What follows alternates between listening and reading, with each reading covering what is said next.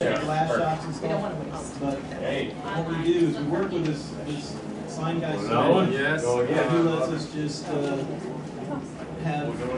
store it at his place. Okay. So we'll get a board and he'll just bring it there, and it comes just like a sheet of plywood.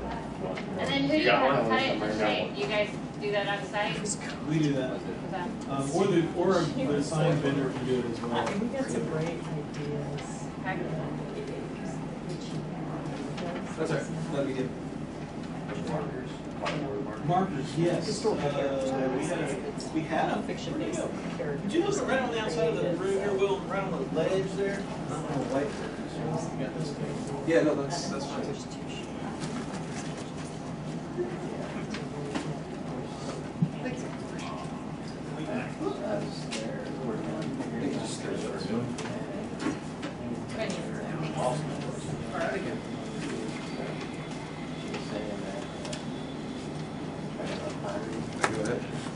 Yeah, I think so. All right. I assume that everybody here wants to be here. Thanks for coming, for bearing through the title of the presentation. In retrospect, seeing everybody else's titles, wish I had said something a little more descriptive. But my name is John Fino. I'm a master's thesis candidate at Clemson University. About to graduate in a little while. My background is my BA is in anthropology, archaeology specifically, from Connecticut College. After I got out of college, I did 3 years of CRM fieldwork in the Southwest. Got out of that, joined the Peace Corps, where I was lucky enough to work with a nature reserve, so I have some tourism background too. And then before I came to Clemson, I was an interpreter or a guide at the Gibbs Museum, but not here in Charleston, in the Twin Cities. It's a historic museum, sort of living history, but it's third person. So, what we're going to talk about today is the title of the thesis. This is actually the title of my thesis as well. The role of non-humans in the creation and interpretation of culture. And when I'm talking here about culture, I'm talking about the cultural interpretation. Not necessarily about high culture, it can be part of it, but more about anthropological culture, sociological culture. So to give you an idea about what we're going to look at in the next 45 minutes, or however long until he gets me on. First, who and what act to create and change culture. So I'm going to start with a basic look at kind of a theoretical basis for what is culture. Like I said. Then I'm going to look briefly at interpretation as interaction. So I'm going to look at culture as interaction, but I'm also going to look at interpretation as interaction. And then the last half of it is going to focus on my thesis research, which I did at the Gibbs Museum this past summer. And the two aspects of it looked at interactives, looked at human interaction with objects, with non-humans. And so one of the parts of it was looking at museum visit experience satisfaction. I also wanted to understand culture, but I wanted to understand how the visitors understood culture in a museum setting. And so we have a couple minutes at the end if you have questions, if you have comments. I have a couple questions for you if there are no questions. So first I want to kind of really look at who and what act to create and change culture.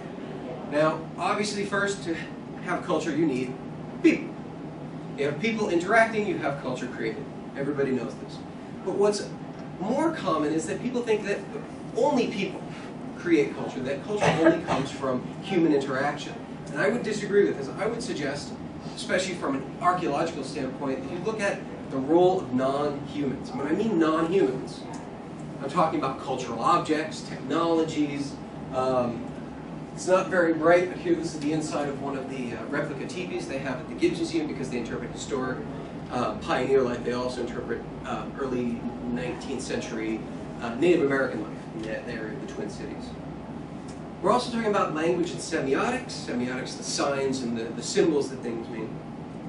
The environment, many other things. And so what I'm suggesting here is that if you have people interacting, you can have culture, but you can't just have people. You have to have people interacting with cultural objects, with language, using language. You also have to have people interacting with the environment to create culture. And so it's the movement and interaction of these through time and space. And so I would suggest that it's not just people who are actors when we think about how culture is created, but you also have to look at objects and non-humans as active actors that have agency in the creation of culture. Not necessarily agency through, like, you know, your pot on the stove is saying, oh, I think I'm going to create some culture today. Not conscious, but every object, things have physical properties. They affect, and they create effects. And that's how we think of objects, non-humans, as having agency. Love to say I made this up, but I didn't. Not that smart. A lot of this comes from a sociological theory called actor network theory. This comes from two British researchers in science and technology studies, and two French researchers, and one British sociologist. They go even further than saying culture and societies are created through interactions. They actually say that all of reality comes from interactions. That if things aren't interacting, there's nothing. So reality is created through interactions. The interactions have to be created, have to come through heterogeneous actors. And that's really all we've just said is different types of actors are what create culture. The interactions of these, when you start to study the interactions and how these things move and interact, you start to see that it's a network. And when I say network here, an actor network here, we're not thinking of like computer networks or social networking, that sort of thing. It's not nodes with little lines to other nodes. This is actually the study of the interaction and movement between actors. And actor network. That's where the word theory comes from. The point of talking about all this, and if you have questions, please stop.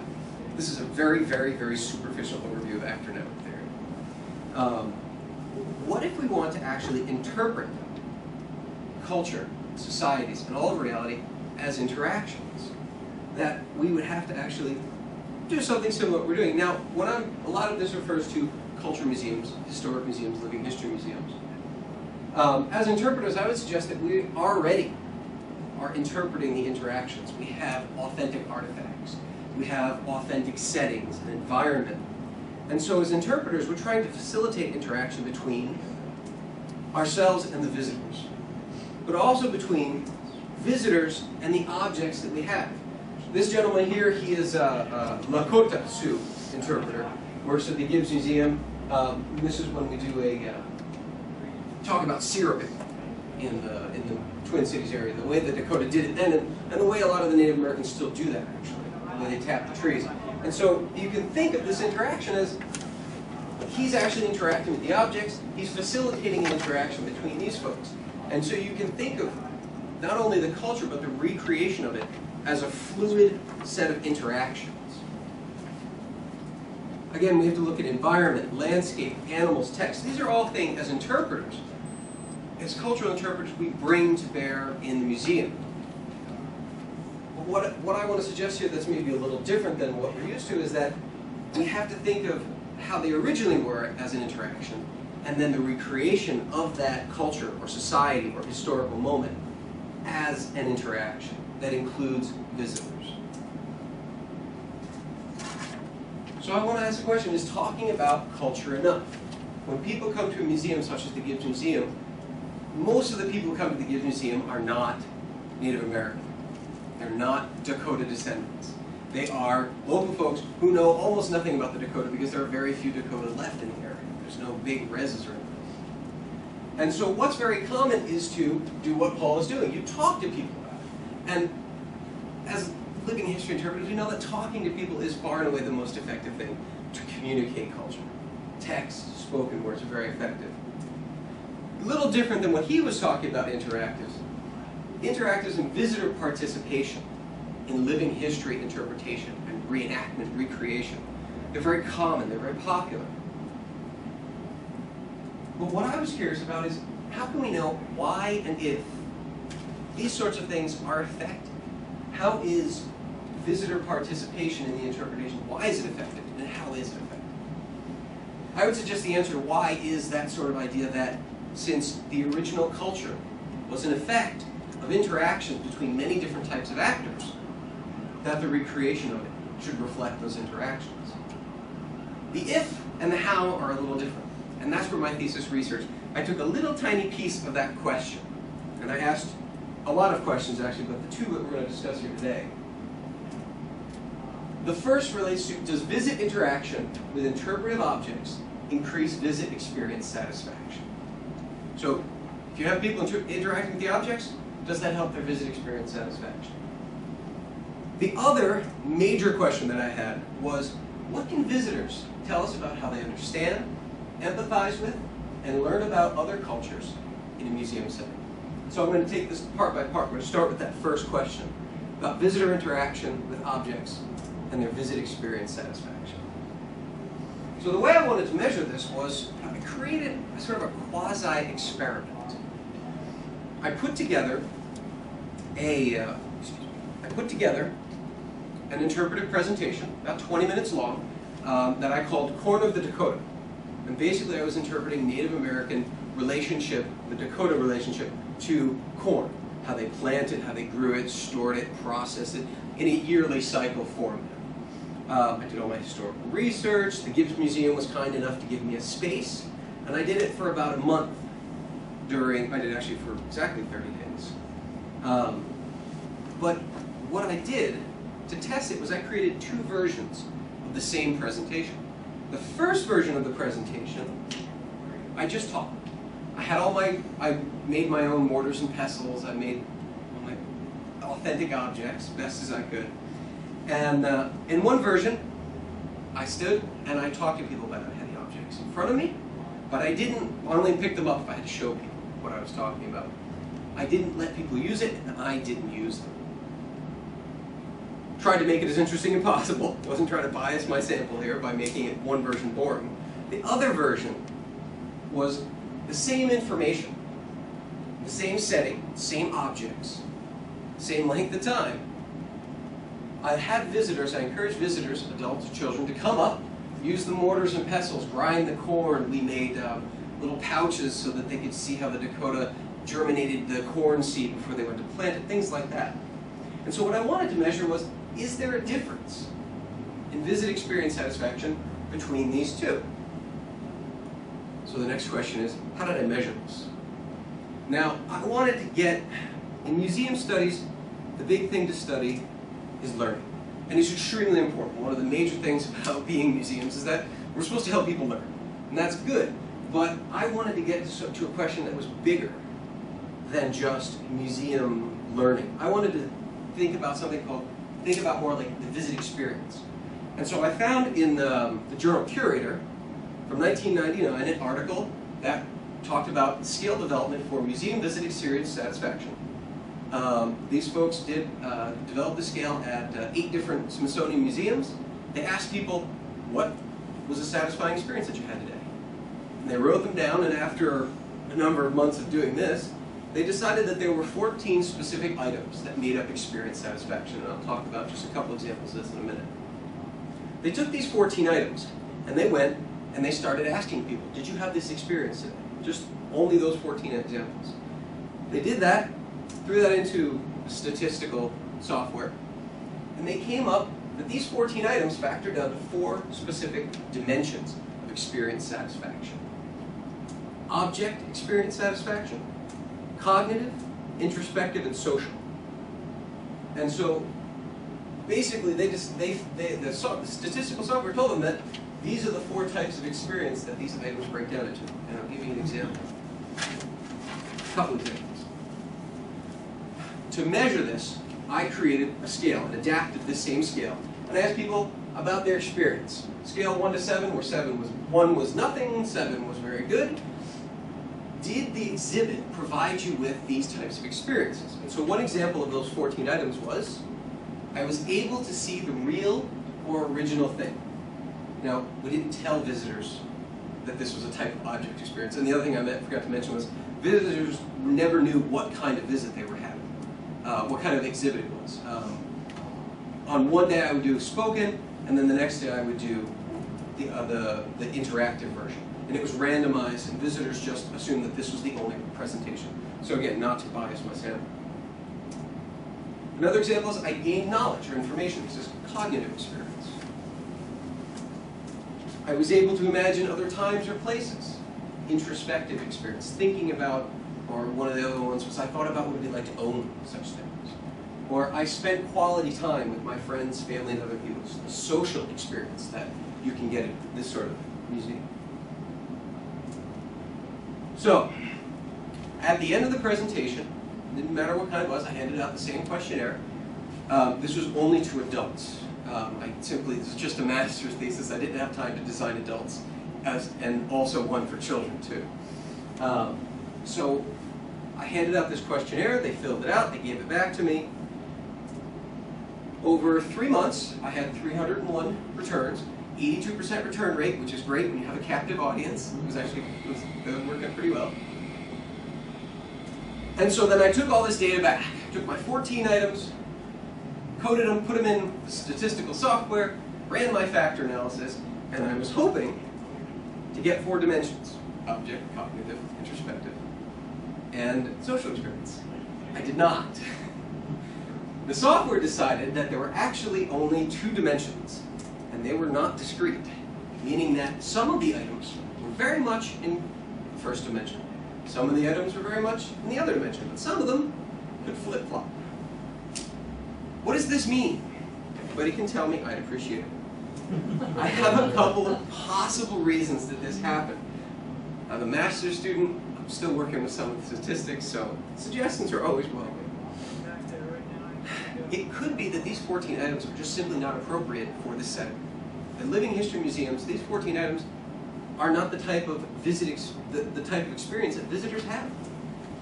And it could be because the original scale was developed at big Smithsonian-style institutions, not small historical museums. So that could be a first big problem. Also different sizes. You can see 82% of adults, 301. Not getting a ton of adults. You get a lot of kids during the summer, but not a ton of adults. So it's not the same thousands and thousands of visitors. Another problem is, could be, and I don't know how much this affects it, but the scale was developed for museum visiting, not just exhibit experience. So it might be that this is inappropriate for it. So I'm not sure at this point, I haven't finished toying with the statistics, but I'm not really sure that I can actually compare these 2 presentation types with this scale. I don't necessarily feel that it is valid or reliable in this case. But it does tell us something. Well, it tells me something. What it tells me is that, which again, like you were saying before, God, I can't believe this didn't occur to me, visit experience is not necessarily the same at Smithsonian-style institutions as it is to local living history museums, which says that if you're taking a survey, a questionnaire, a scale that was developed in a wholly different type of museum, and you're porting it to your museum, you better be careful. That's what I learned. That is not necessarily the same experience, and I think what would be useful, hopefully at some point in the future I will have a chance to, is to do the same sort of scale development that they did. Go and ask people at little living history museums, historic museums, what kind of experience did you have today? What experiences did you find satisfying? See what items I come up with, do my factor analysis, and see how the 2 compare. And then it would be interesting to compare the different types of visitor experience between different types of museums. Because oftentimes, especially in the literature that I've read, people say, oh, museums. And they're talking about aquariums, they're talking about art museums, they're talking about... And I really don't think the experience is the same. And I don't necessarily think we can measure them in the same ways. And so I think in this case, developing a scale specifically for historical museums would be a useful thing. So that didn't work out quite the way I expected. That's all right. I had my open-ended questions. And these are the questions that tried to go after the question of how do visitors understand another culture in a museum setting? And so I asked a number of questions. One of the questions was, what most helped you think of life from a Dakota point of view? If you could change or add anything to help visitors better understand the life of the Dakota, what would it be? If you could ask a Dakota from 1820 anything about his or her life, what would you most like to know? And what you see here is that the reason I asked these 3 questions, the first one was mostly just saying, what did we do right? What did we do well that helped you understand what we were trying to tell you? The second question is, what would you suggest that we do? What would help you understand the Dakota culture better? And then the third one was a little more broad. I wanted to really kind of get at, what did people want to know? what kind of personal connections did visitors want to make with the people that we were interpreting? So some of the basic results, I won't go into everything because from those 301 surveys that I got back, those 3 questions had over 700 responses. So it was a lot of qualitative data that I had to slog through. The first thing that came up shouldn't be a surprise to anyone. Personal interpretation is far and away the most helpful thing for visitors to understand other cultures. Having someone there to answer their questions, to ask them questions, to engage them and get them thinking about other cultures, that was the #1 response people had to what helped you understand the Dakota culture. Some of the more interesting things were people mentioned, when answering the question, what helped you understand the Dakota culture, people said hands-on with the objects, as much as they said facts and information about the people. So, now this is not necessarily generalizable, it needs to be tested in some statistical fancy way, but it may be that hands-on and physical interaction with the objects in this sort of setting is as important as just telling people the facts and information. Visitors also said, as many times, that interacting with objects, as they said, seeing the objects. So they said that seeing the objects was just as important as actually interacting with them. So if you do the interaction with the object, if you let people use the objects, you get a 2-for-1. You get them to see and you get them to use them. And so finally, in the answer to that last question, what would you ask someone from the Dakota from the 1820s? They ask questions like, tell me a story about tell me about your ancestors. What was the worst thing in your life? What was the best thing in your life? They wanted very, very specific questions. And they wanted to make an emotional connection with these people, which is not necessarily surprising, but it was far, far and away the #1 answer was something very specific, very personal, very emotional. They did ask for general kind of context questions. But when they did, they usually asked it in a sound that they're asking for personal context in that section. So that one worked out a little better than the first one. So, in conclusion, I would suggest that interaction is a key part of not only the creation of cultures that we're interpreting, but interaction is a key part that needs to play a key role in the recreation and interpretation of those cultures. Interaction between visitors and the objects. Actor network theory gives us a reason, a theoretical and ontological background to have interactive programs that involve visitors. In this case, it's especially valid in living history centers. It's also important we need to develop ways to measure the success and efficacy of this visitor interactive process. And I don't really feel confident at this point from the literature that I've read. If anybody knows of any good ways that they've measured this, I'd love to know. But from the literature that I've read, there really doesn't seem to be a good way to measure this. Besides saying, was it interactive or wasn't it interactive? Which tells you something, but it doesn't really get to a lot of depth. I would also suggest that developing our understanding of visitor experience satisfaction may be more useful than just measuring learning. Obviously, learning is really important, but there's a broader experience happening that goes beyond learning that I'm trying to tap into here, and this was a very, very small baby step in that direction. So, how am I doing here? Perfect. Kind of blew through that. It's my first conference presentation, so I probably go way too fast. In a second here, I'm going to open up the floor if you have any questions, if you have any comments for me. If things get a little slow, I have a couple questions that I would like to actually ask you because I'm interested in examples of successes and difficulties that you've had with this sort of interactive, not only just creating these interactives, but in measuring the success of these interactives and how effective they were. I'm also interested in how much interaction with visitors is appropriate. How real should the experience be? Because we can create these wonderful cultural experiences that are very, very real. And they can either, one, be very dangerous, or they, two, can be very boring. Because a lot of what happens in real life just simply isn't that interesting. So we try to give people highlights, but that's the problem in making things very real. I'm also interested, just in general, other ways to increase interaction between visitors and our interpretation of cultures and certain periods in history. So, at that, thank you. I'll open the floor to any questions while I take a drink of water. Yes? I'm with Colonial Williamsburg, and one of the struggles, we've done a lot of hands-on programming in the past. Yes, sir.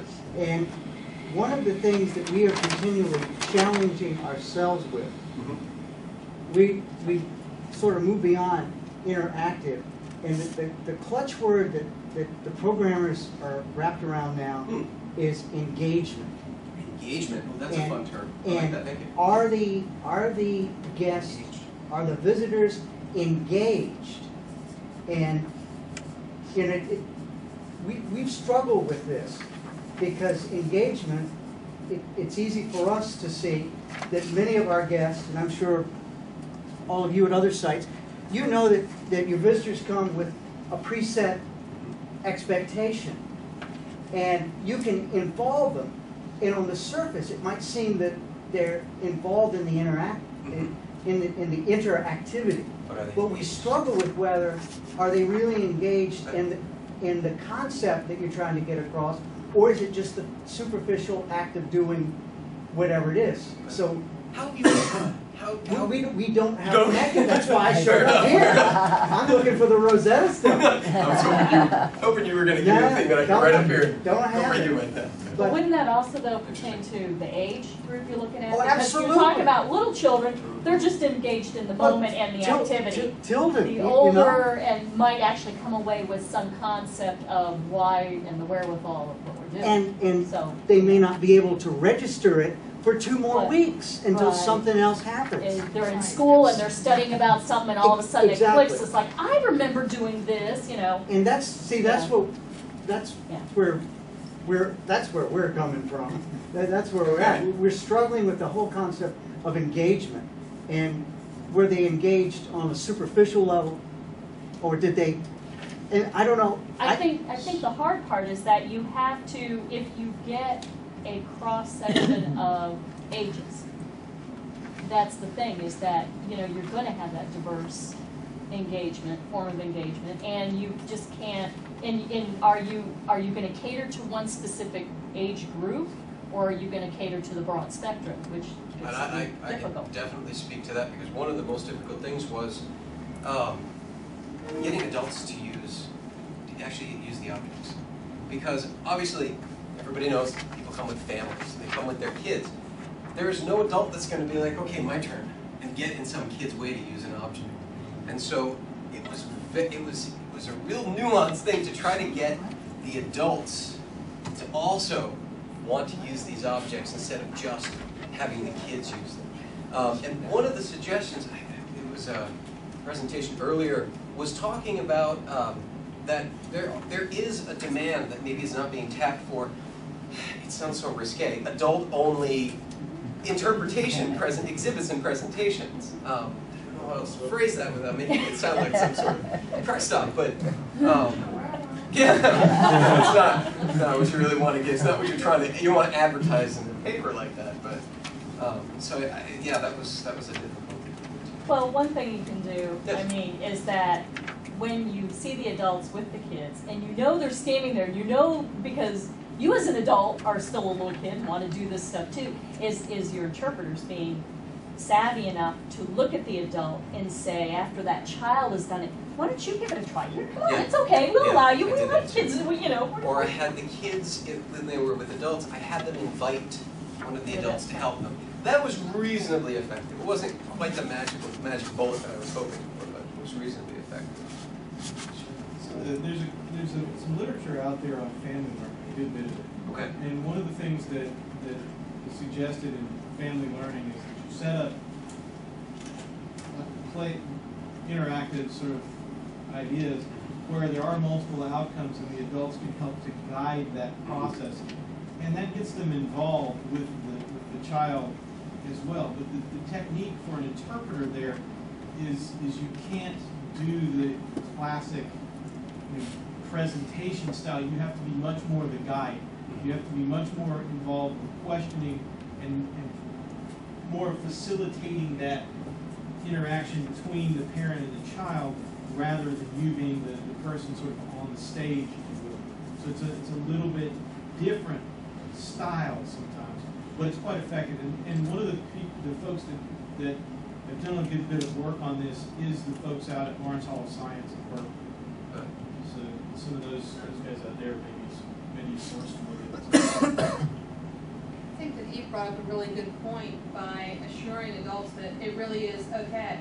Yeah. That, you know, the idea of lifelong learning is not something that everybody's completely bought into yet. I mean, everyone in this room probably hasn't.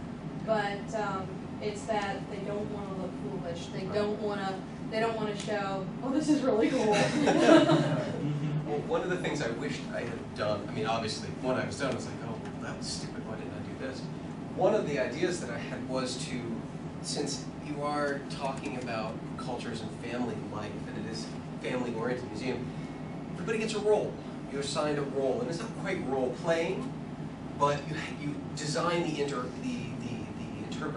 interpretation to explain how the different roles work in a larger context, so that everyone has like a job to do, and adults don't feel stupid because that's the adult job.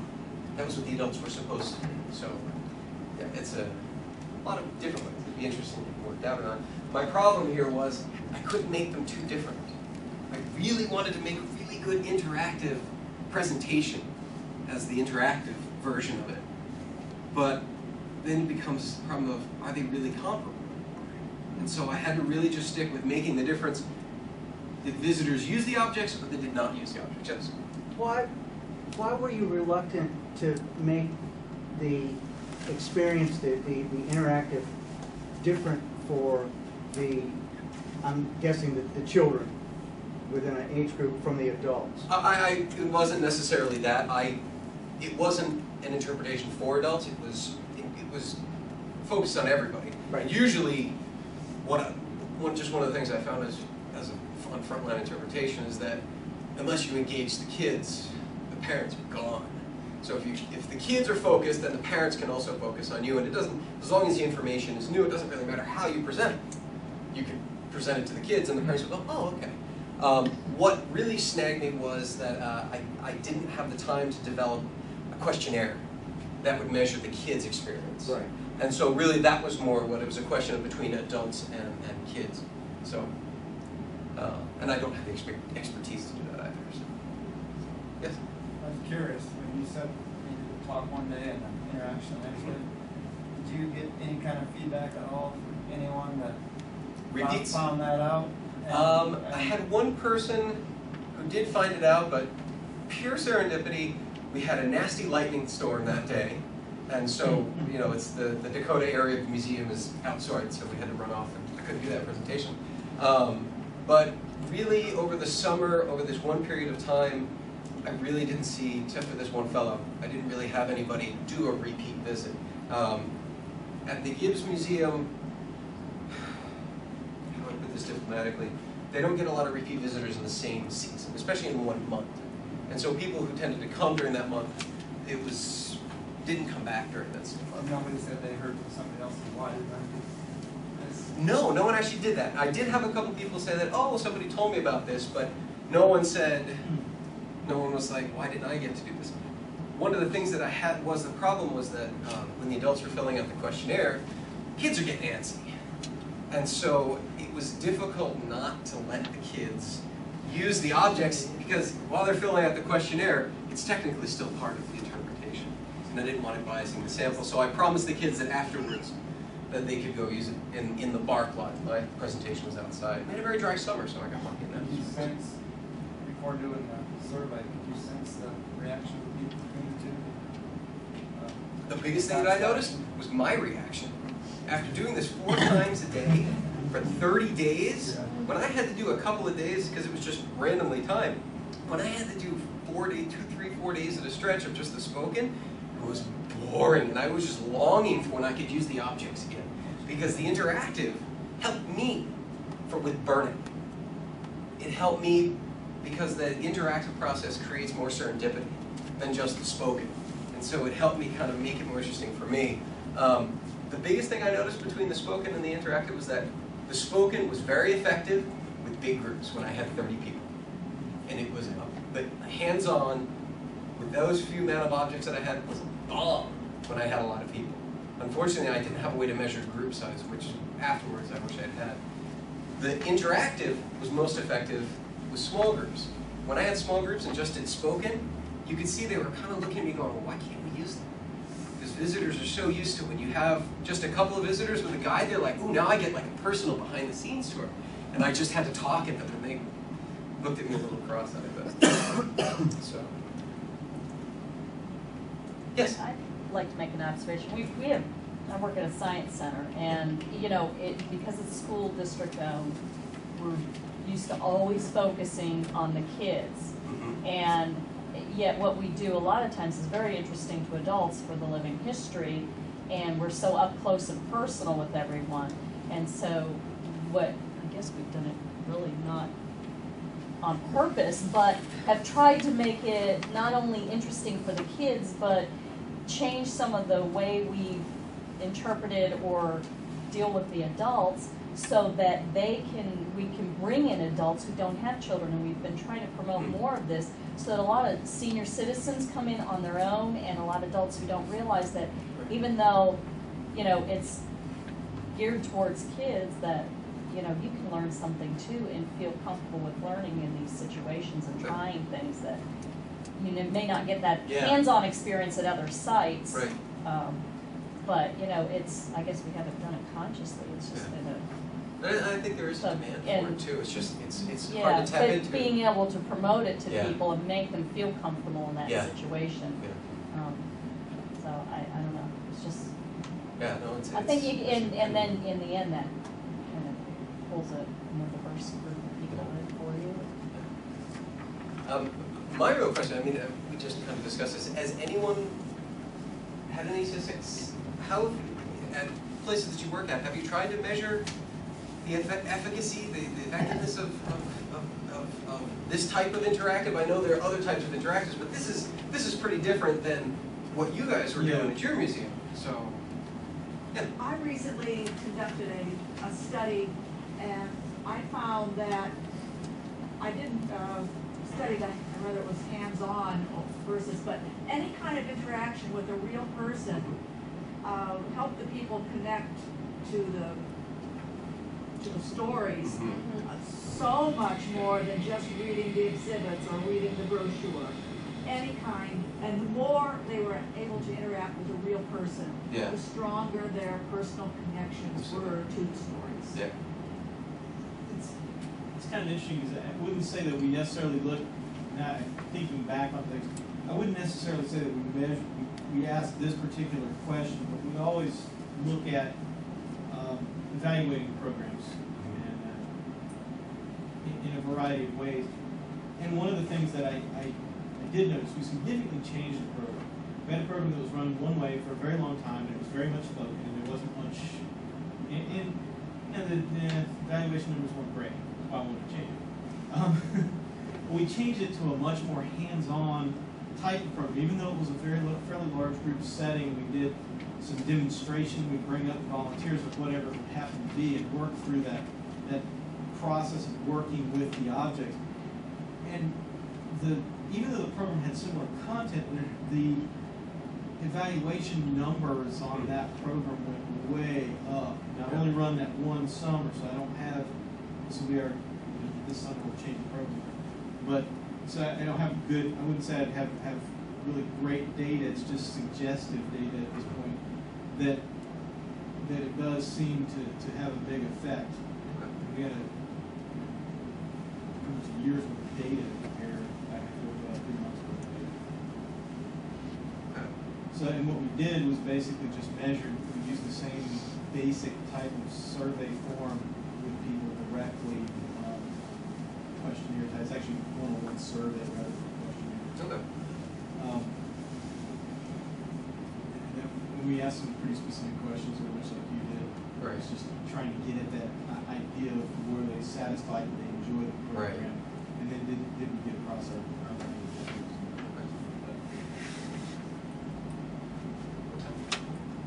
Actually, you're fine. You've got. but we can wrap up in. I don't know if you have any more questions for me, any more comments, but So we don't have to just sit there and stare at John I'm used to that. The other question that is interesting to me is if you've had experience with this sort of living history, how do you balance between making it very real and making it very interesting? And because there are certain things, like at this museum, one of the things everybody wants to do is tool making, which the number one thing with the Native Americans is you're making stone tools, you're flint knapping, which is very, very, very sharp. Not something you want kids to do. So there are certain things that you can do and certain things that I don't know if anyone's had success in doing the more dangerous things, or maybe this is the area that would be more appropriate for just adult-only presentations, or not. That's it. You only have a chance to do the really dangerous things usually once.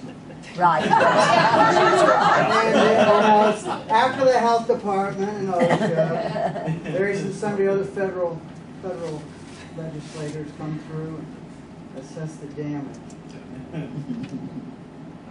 Well, good. Well, thank you for coming. Appreciate it.